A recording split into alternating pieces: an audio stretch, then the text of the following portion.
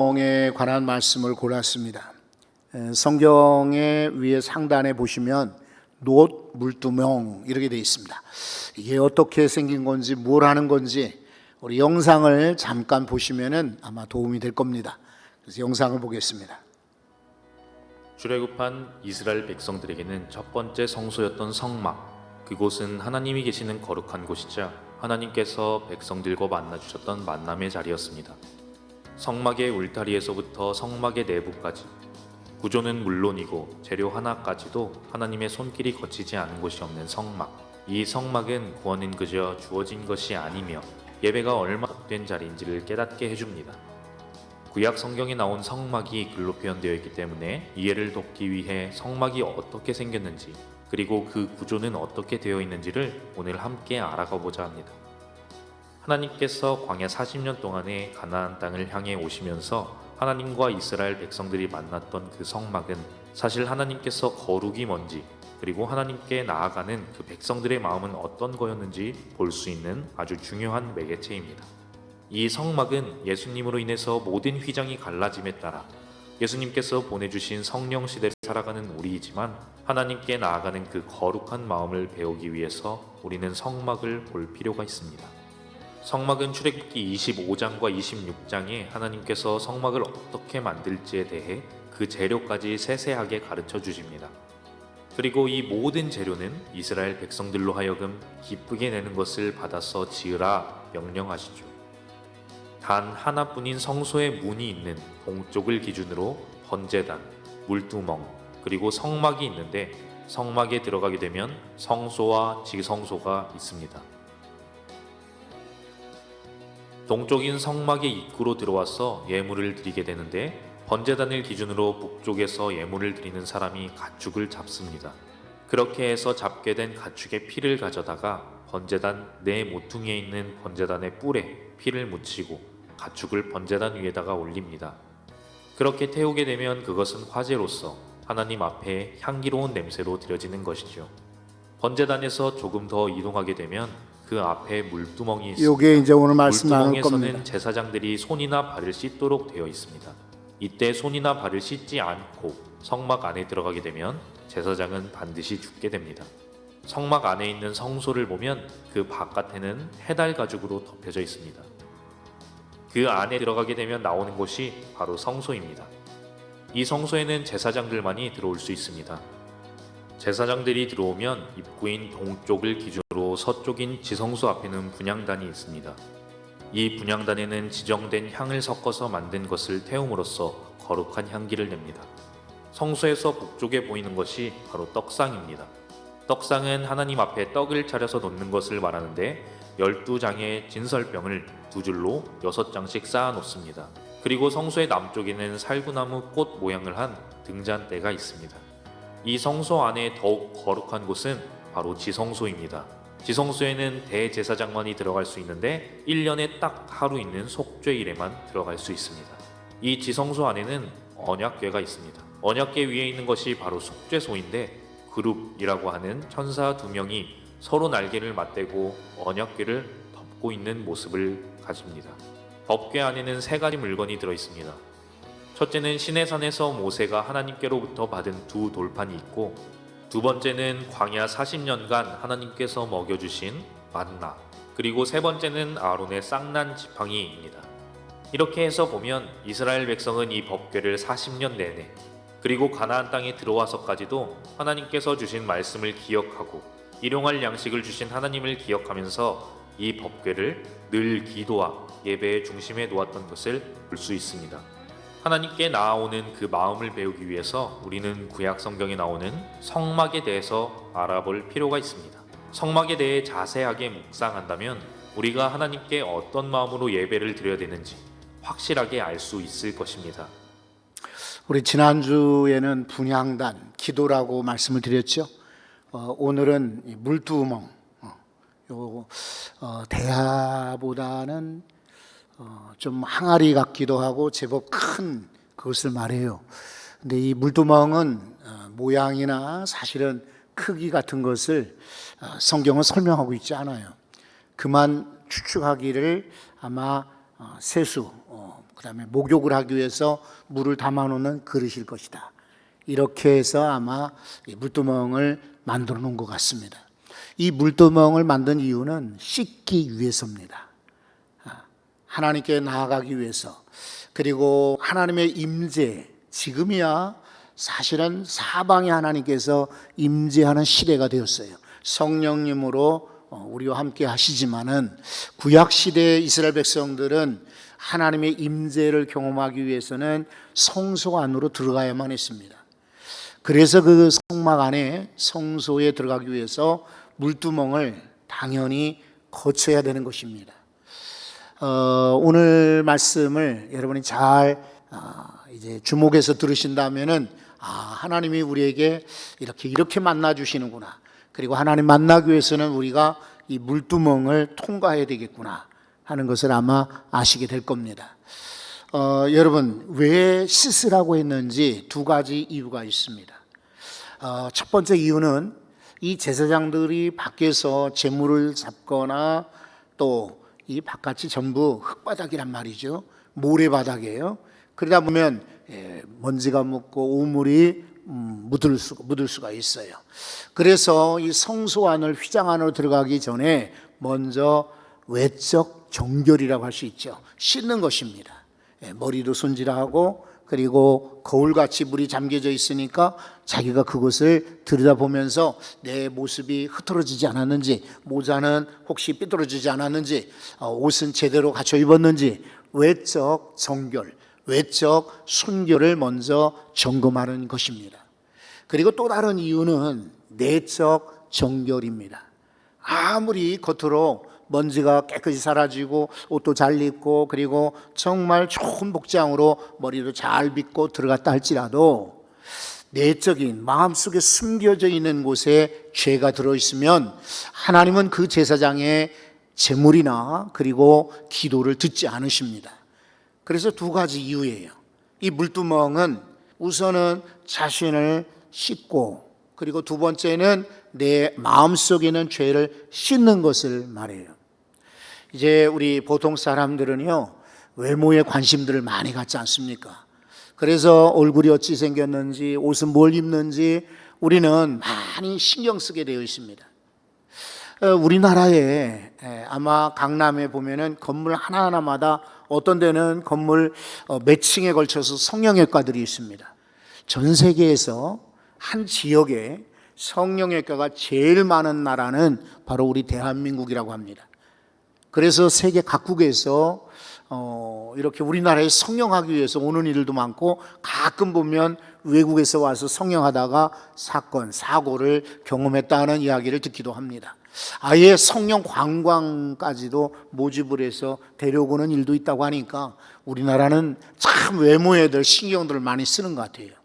아니, 그 여성들이 명품 가방 하나를 사기 위해서 밤중부터 새벽부터 기다린다고 하지 않습니까? 그리고 문이 열리면은 그냥 막 나가서 그리로 매장에 들어가서 그 가방을 집는다고 하지요. 아마 그 명품 가방의 그 회사는 우리 대한민국이 호구일 겁니다. 호구로 보이겠죠. 아니, 저 사람들은 뭘 그렇게 명품을 좋아하나? 이런 것들도 다 남에게 보이고자 하는 외적 그런 욕망 때문에 그렇습니다. 그런데 여러분, 사람은 외모를 보시나 잘 아시는 것처럼 하나님께서는 외모가 아니라 중심을 보십니다. 그런 거로 우리가 외모도 적당히, 그리고 최소한 상식적으로는 신경을 써야 되지요. 그래서 우리 주일날 올 때에도 이왕이면 깨끗한 옷, 그리고 정장으로, 예를 들어서 좋은 옷으로 입고 오듯이 그 분위기나 그 자리나 그곳에 맞는 옷이 있어요. 그래서 그거 입어야죠. 그러나 여러분, 외모보다 더 중요한 것은 마음인 것입니다.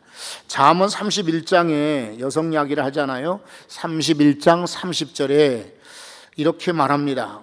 고운 것도 거짓되고 아름다운 것도 되나 오직 여호와를 경외하는 여자는 칭찬을 받을 것이라. 고와도 아름다워도 좋겠지만 오직 여호와를 경외하는 여자가 칭찬을 받는다. 그리고 여러분, 베드로전서 3장 4절에 오직 마음에 숨은 사람을 온유하고 안정한 심령에 썩지 아니할 것으로 하라. 이는 하나님 앞에 값진 것이다 그랬습니다. 옷을 아무리 잘 차려입고 화장을 잘하고 있다 할지라도 성질이 아주 나쁜 여성이 아니고 마음의 온유한 심령으로 라고 말씀하십니다. 그러므로 우리는 이거 왜 내적 혹은 행실이나 내적 정결 그리고 외적 행실, 외적 정결이 중요한데 이 물두멍이 바로 그렇게 우리를 정결하게 하는 도구라는 말이에요. 성경에 나오는 성막 안에 6가지 기구들을 쭉 나누고 있는데 번제를 빼놓고 제일 먼저 안에 지성소에 있는 언약궤를 이미 나눴어요. 그리고 떡상도 나눴고 등대도 나눴고 그리고 지난주에 분향단을 나눴고 오늘은 바로 이 물두멍 이야기를 나누는 것입니다. 자, 물두멍은 3가지입니다. 첫째는 거울이에요. 거울. 나를 비춰 보이게 하는 거울이에요. 이 물두멍을 만드는 그런 재료는 노스로 만들었다 그랬는데 여러분 사막 가운데서 어디서 노스를 사서 어디서 찾아서 만든 게 아니라 성경에 보니까 회막에 수종드는 여인들이 자기들의 거울로 쓰는 이 구리거울 있죠.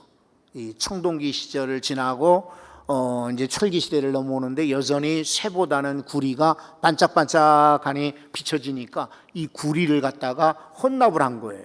그걸 가지고 이것을 만들었다. 왜냐하면 출애굽기 38장입니다. 38장 8절에 보니까 그가 기술자를 말하죠. 노스로 물두멍을 만들고 그 받침도 노스로 하였으니 곧 회막문에서 수종드는 여인들의 거울로 만들었더라 라고 말하고 있어요. 회막에서 수종드는 여인들이 자기들이 쓰는 거울을 하나님께 바친 거예요. 그걸 녹여가지고 물두멍을 만든 것입니다. 그러니까 이것은 거울을 가지고 만들었다는 그런 헌신도 보여주지만 이 물두멍의 역할은 역시 거울과 같은 역할이다 하는 것을 가르쳐 줍니다.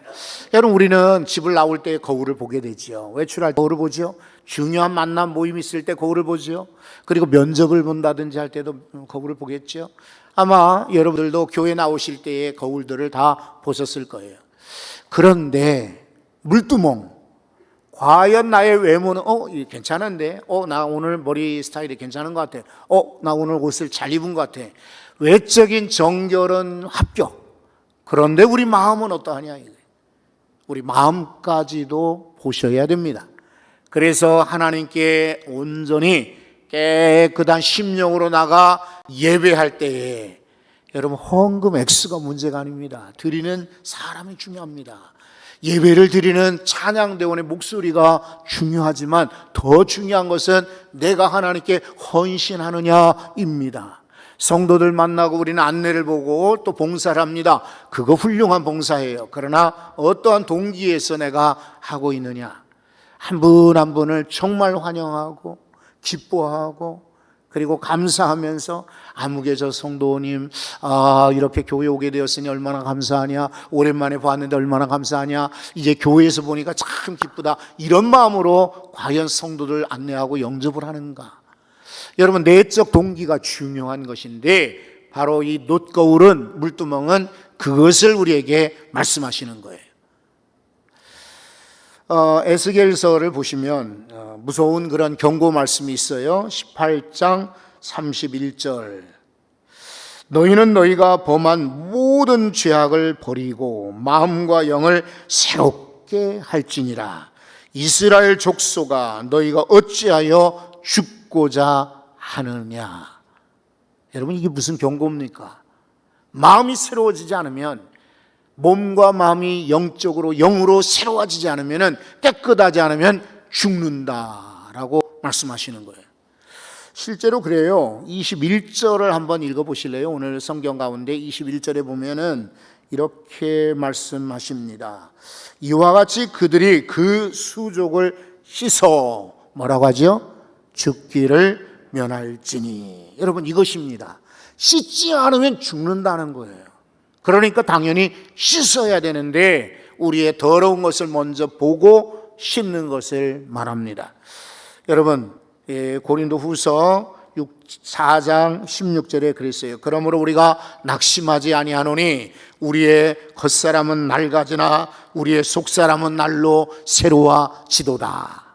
명절에 오랜만에 형제들 만나, 친구들, 친척들 만나, 이웃들 먼저 만났단 말이에요. 코로나 때문에 작년에 못 만나고 재작년에 못 만났는데 오랜만에 만나니까 어떻습니까? 아이들은요, 눈에 띄게 커지고, 그렇죠? 그리고 나이 드신 형제분들이나 부모님 보면은 눈에 띄게 늙어지고, 우리 서로 덕담은 나누고 여전히 똑같습니다라고 하지만 실은 눈가에 주름이 이제 서리가 내리듯 백발이 이렇게 되는 것이 우리 인생 아닙니까? 겉사람은 낡아지게 되어 있습니다. 세월이 흐르면 흐를수록. 그러나 여러분, 오늘도 놋거울 물두멍을 통해서 우리의 모습 보는 여러분, 우리는 겉사람은 낡아지지만 속사람은 날마다 새로워지기를 바랍니다. 3대 질환이 앞으로 미래 세대, 지금도 그렇지만 미래 세대의 가장 걱정거리예요. 암, 우울증, 그리고 치매. 안 걸릴 사람 없어요. 지금도 5명 중에 2명 혹은 3명 중에 1명, 남성인 경우는 5명 중에 2명이 평생 암에 걸린다고 해요. 여성들은 조금 더 비율이 높아요. 3명 중에 1분. 우울증, 지금은 뭐 이렇게 부끄러우니까 사람들이 내색은 하지 않지만은 지금 우울증 약을 처방받는 이들이 국민보험공단에서 발표한 걸 보니까 14%. 우울증 때문에 불면, 우울증 때문에 스트레스, 우울증 때문에 당뇨, 우울증 때문에 고혈압, 이 우울증 때문에 많은 질환들이 연결이 되어 있어요. 치매. 이것도 심각합니다. 이제 내년도가 되면은 우리 대한민국이 초고령 사회로 넘어간다 하잖아요. 초고령 사회 될 때 가장 지금 심각한 문제가 치매입니다. 정신이 오락가락하는 것입니다. 그리고 전 분별력을 잃어버리는 겁니다. 방향을 잃어버리는 건 당연하고 누가 누군지 분별하지 못하고 기억하지 못하는 치매에 걸릴 확률이 아마 우리들 가운데도 상당하리라고 예상합니다. 이런 모든 미래 혹은 현재 겪는 질병에서 주님은 말씀하십니다. 물두멍을 통과하고 물두멍을 지나는 이들은 새롭게 되리라. 주의 성소에 들어가는 이들마다 주의 임재를 경험하고 새롭게 되는 역사가 있을 것입니다. 물두멍의 두 번째는 당연히 씻는 것입니다.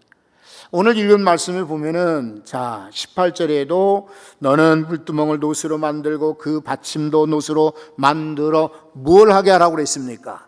씻게 하되 라고 말합니다. 씻는 것입니다. 여러분 19절에 보면 아론과 그 아들들이 그 두멍에서 뭐라고 하시죠? 수족을 씻는 것입니다.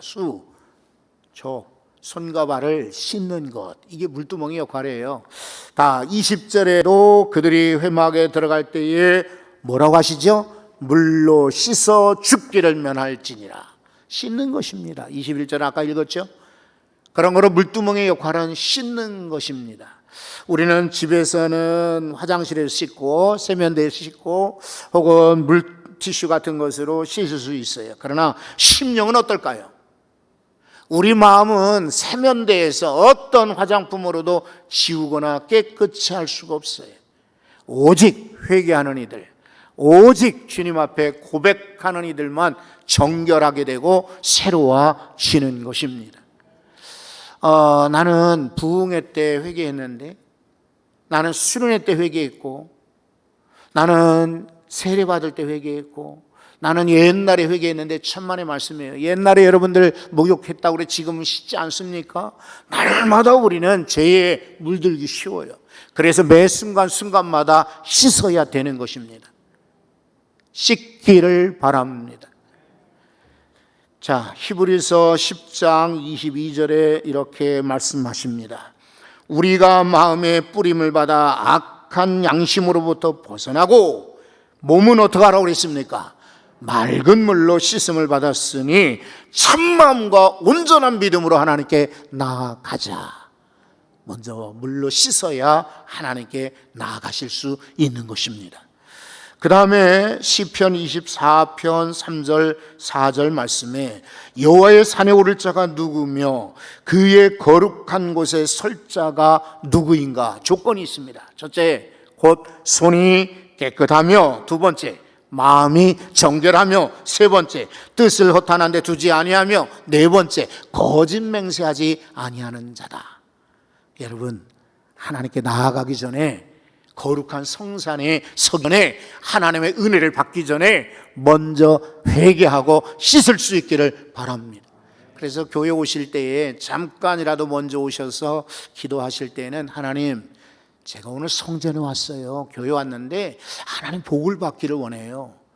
그런데 먼저 저의 죄를 용서해 주세요. 우리 전도사님도 그렇고, 가만히 보면 우리 목사님들도 그렇고, 찬양하는데 꼭 넣는 것이 십자가 은혜, 예수님 보혈, 예수 은혜, 이런 걸 넣어요. 왜 그렇습니까? 이건 잘하는 거예요. 십자가 은혜 아니면 우리 씻을 수 없어요. 주의 보혈 아니면 우리 정결하게 될 수가 없어요. 그러니까 왜 맨날 십자가냐, 왜 맨날 보혈이냐 그러는데, 그게 중요하기 때문에 그래요. 그러니 여러분, 제가 누차 여러 번 강조하고 말씀드리지만, 집에서 오늘도 아마 그러실 거예요. 오후 예배 없을 테니까 여러분들이 이제 식당에 가서 식사를 하시는 분들 계실 터이고, 아니면 집에 가서 식사하는 분들이 계시겠죠. 이제 멀리서 오신 분들에게는 죄송해요. 하지만 이해하십시오. 근데 식당에 가서 밥을 주문을 하는데 일단 물컵을 우리가 보지 않습니까? 그런데 물컵을 누가 사용한 흔적이 있다 그러면 어떻게 하던가요? 그냥 티슈 같은 걸 닦아서 드십니까? 물론 그런 분들도 계시지만은 아마 바꿔달라고 교체할 겁니다. 그러면 주인이 미안해서 아마 바꿔줄걸요. 또 집에서 엄마들이 아이들에게 밥을 담아주는데 어제 먹었던 그릇에다가 밥을 담아줍니까? 아무리 게을른 부모랄지라도 아마 그런 부모는 없을 거예요. 다 씻은 다음에 깨끗한 그릇에다가 밥도 반찬도 국도 담아서 내주지 않을까요? 하나님도 마찬가지예요. 여러분, 우리 마음속에 더러운 것이 요만큼이라도 있으면 거기에 하나님의 은혜를 담을 수가 없어요. 그러니 이 어려운 것도 아니고 바쁜 것도 아니고 시간이 걸리는 것도 아닙니다. 뭐 누가 있다고 그래서 지체할 것도 아니고 기다릴 것도 아니에요. 여러분이 1대1로 하나님께, 하나님, 제가 죄인입니다. 죄 속에 죄가 있습니다. 이것을 맑은 물로 깨끗이 씻어 주십시오. 그 다음에 회개한 다음에는 하나님이 그 위에 은혜를, 복을 채워 주십니다. 씻어야 됩니다. 세 번째는요, 이 물두멍의 역할은 바로 정결한데 말씀으로 정결하게 되는 것. 말씀을 강조하는 거예요. 자, 다시 한번 18절의 말씀을 보면은, 너는 물두멍을 노수로 만들고, 그렇죠? 그 받침도 노수로 만들어 씻게 하되 그것을 회막과 제단 사이에 두고, 이 물두멍 안에 뭐를 넣으라고 그랬습니까? 그 속에 물을 담으라 라고 말하고 있습니다. 물이 있어야 씻는 것입니다. 지금은 뭐 아주 기가 막힌 세상이 되었죠. 요만한 그런 그 펌프를 조금만 해도 이 손에 소독이 다 될 정도니까 아주 신기한 세상이 되었습니다. 여러분 혹시 비행기를 타고 나오다가 이렇게 지나가 보셨나요? 안 가보신 분들도 아마 텔레비전 뉴스 같은 걸 보셨을걸요. 그러면 소독제가 쫙 옆으로 나와가지고 나도 모르게 지나가기만 해도 소독제가 우리에게 붙어있는 병균들을 대부분 살균한다고 하지 않습니까? 그리고 살균기 같은 데다가 수저 같은 거 넣어놓고 밥그릇 같은 거 놔두면은 파란 불이 들어오는데, 그런 자외선을 가지고도 이미 그릇을 깨끗이 병균들을 살균할 수가 있다고 합니다. 물이 아니더라도 사실은 깨끗하게 할 수 있는 비결이 많죠. 저 우주인들은 물을 다 가져갈 수는 없잖아요. 그러니까 조그만한 튜브에 조금만 치약같이 짜서 비비게 되면 여기서 거품이 나가지고 온몸을 샤워도 할 수 있는 그런 기가 막힌 튜브도 발명이 되었다고 합니다. 그러니 물이 필요 없지요. 그러나 성경은 말하기를 물을 담으라 그랬고 그 물로 씻으라 그랬어요. 여러분, 나아만 장군 이야기 하시잖아요. 나아만 장군이 엘리사가 명령을 했습니다. 당신이 낫기 원하면 나 만날 필요 없어요. 지금 곧 저 요단강으로 가십시오. 몸을 요단강물에 7번 담그십시오. 그랬어요.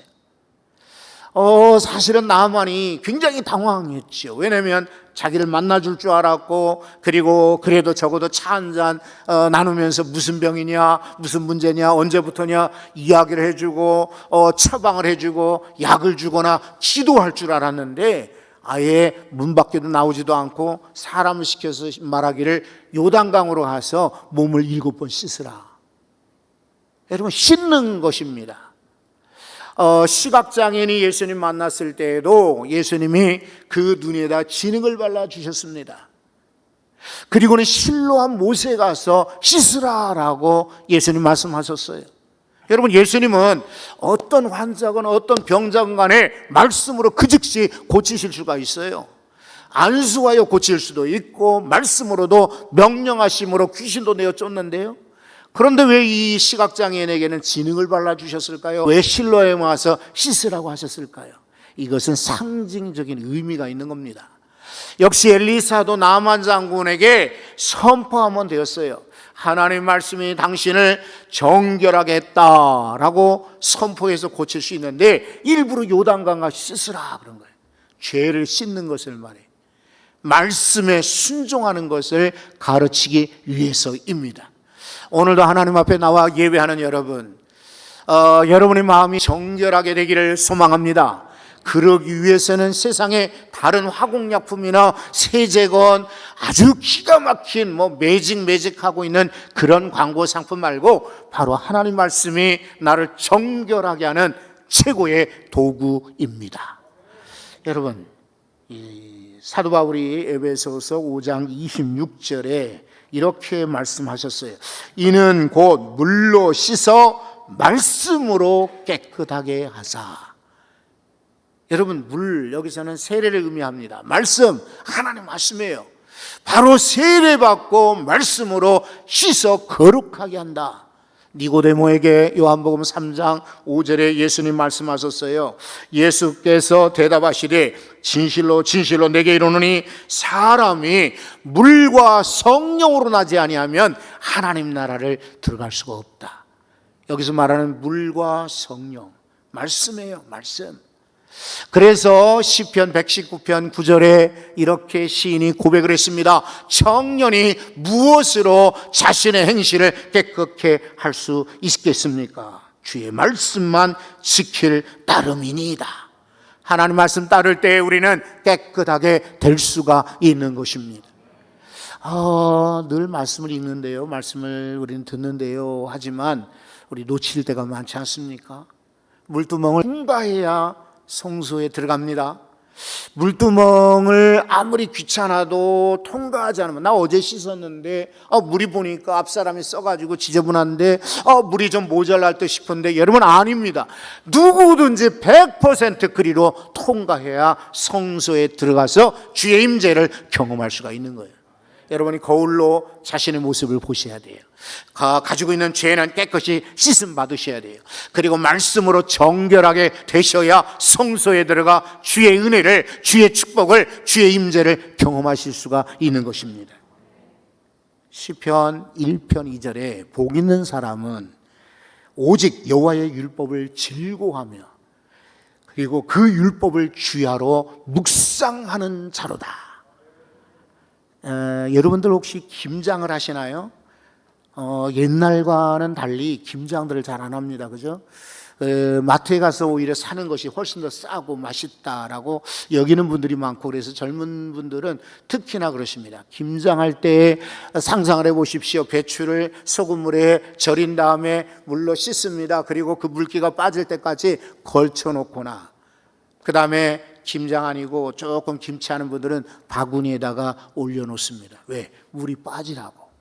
다라이다 놔두면은 물은 아마 그대로 있을 겁니다. 그러나 바구니 안에 넣어놓게 되면은 물이 쑥 빠집니다. 옛날에 혹시 이렇게 밥을 지을 때, 쌀을 씻을 때 조리를 쓰는 거 써보신 적 있죠? 조리를 쓰면은 쌀알은 조리 안에 담기는데 물은 쑥쑥 빠집니다. 물은 빠지지만 김장, 김치는 씻어지는 것입니다. 물은 빠지지만 쌀은 조리 안에 남아 깨끗이 씻겨지는 것입니다. 마찬가지예요. 나는 지난 주일날 말씀도 잊어버렸어. 심지어 아침 예배 때 어떤 말씀을 들었는지 잊어버렸어. 그래도 물은 빠지든 말씀은 지나가는 것처럼 보이지만 말씀에 우리를 담글 때, 말씀을 통과할 때 하나님은 우리를 깨끗하게 만들어 주시는 것입니다. 그러므로 오늘 예배를 통해서 먼저는 나를 보십시오. 그리고 혹시라도 생각나는 죄가 있거든 이거 회개하십시오. 그리고 정말 말씀으로 정결하게 된 다음에 주님께 당당하게 요구하십시오. 제가 죽게 나왔습니다. 복을 주십시오. 그러면 하나님은 그런 성도를 외면하지 않으십니다. 기도하겠습니다. 그리고 찬양하고 예배를 마치려고 합니다. 하나님 아버지, 우리를